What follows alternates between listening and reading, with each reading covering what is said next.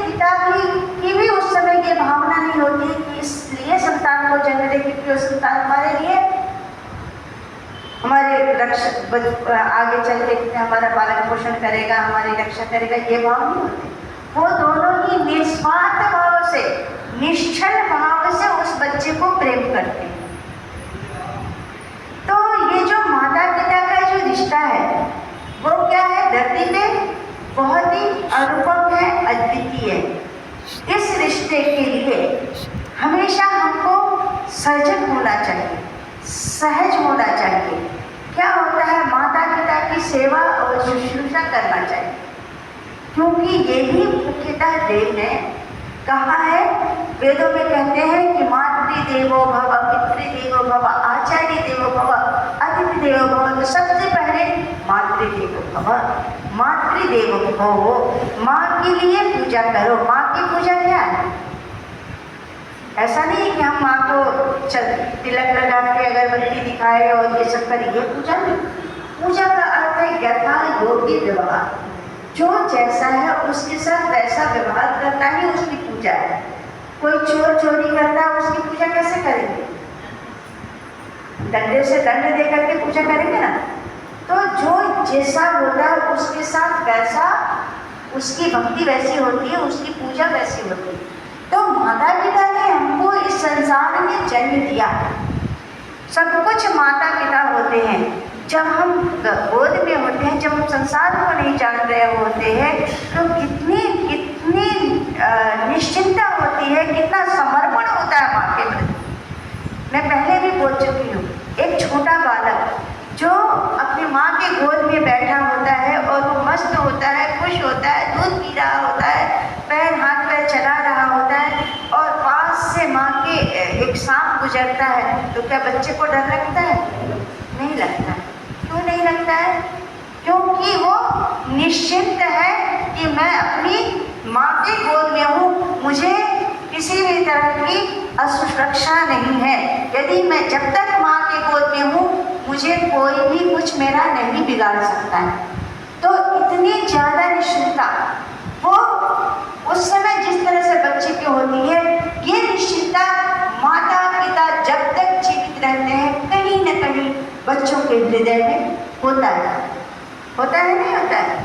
चाहे कितने भी हम बूढ़े हो जाए, लेकिन माँ और पिता यदि जीवित है तो हृदय में वही आशंका, प्रेम और वो चीज अद्वितीय बना ही रहता है। यदि हम माता पिता से ऐसी अपेक्षा करते हैं कि वे हमारे सुरक्षक हैं, वे हमारी कवच है, तो हम जब बड़े हो जाते हैं, माता पिता जब शारीरिक रूप से असमर्थ होते हैं, तो हमारा क्या कर्तव्य बनता है? हमें भी उनकी सेवा और शुश्रूषा करना चाहिए। सेवा करना आसान है, शुश्रूषा थोड़ा सा और ऊपर का विषय हो जाता है, जो कठिन होता है।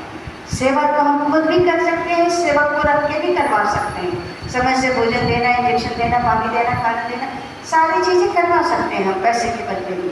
परंतु शुश्रूषा कठिन हो जाता है। शुश्रूषा मतलब सुनने की इच्छा, सुनने का सामर्थ्य। कई बार माता पिता बहुत नाराज होते हैं, गुस्से हो जाते हैं, तो हमको भी बहुत गुस्सा आ जाता है, हम उत्तेजित हो जाते हैं, पलट के जवाब देने लगते हैं। नहीं, कई आज जा कर के देखो, माता पिता ने कितना पढ़ा लिखा के बच्चों को योग्य बनाया, बच्चे विदेशों में जा कर के बैठे हैं, उनके पास इतना समय नहीं कि 10 मिनट कॉल करके अपने माता पिता की दुख सुख को सुने, है ना। जो माता हर दिन कितना निश्चल भाव से हमको जन्म दी थी, कितना प्रेम से पालन पोषण की थी, खुद भूखी रह के हमको खिलाई थी, खुद गीले में सो करके उनको सूखे में सुलाई थी, निस्वार्थ भाव से प्रेम किया था। आज हमारा प्रेम कहाँ है? हम लोग अपने माता पिता से दूर हो रहे हैं। ऐसी पढ़ाई से क्या फायदा है? ऐसे परिवार बसाने से क्या फायदा है? जो कि हम अपने माता पिता से दूर हो जाते हैं, हम अपनी संस्कृति से दूर हो जाते हैं, अपने संस्कारों से दूर हो जाते हैं। इससे श्री राम से एक बार पूछा गया कि श्री राम, संसार में सबसे उत्तम कर्म क्या है? श्री राम ने कितना सुंदर जवाब दिया।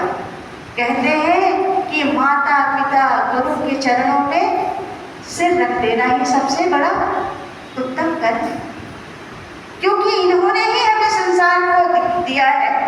तो हमें उनको सांसारिक सुख जितना हो सकता है यथासंभव प्रयास करना चाहिए कि हमसे किसी भी तरह से ऐसी कमी ना हो जिससे कि उन्हें दुख हो। या जब तक उनका जीवन है तब तक आजीवन मैं वैसे ही पालन पोषण उनका करूँगा, उनका ध्यान रखूँगा जैसे कि माता को जन्म के समय दी। और हम जब इतना स्नेह रखने लगते हैं माता पिता से तो हमारी जो संतानें होती हैं वो भी देखती हैं और फिर क्या होता है, परिवार के अंदर प्रसन्नता होती है। प्रतिदिन हमको क्या करना चाहिए, माता पिता का अभिवादन करना चाहिए।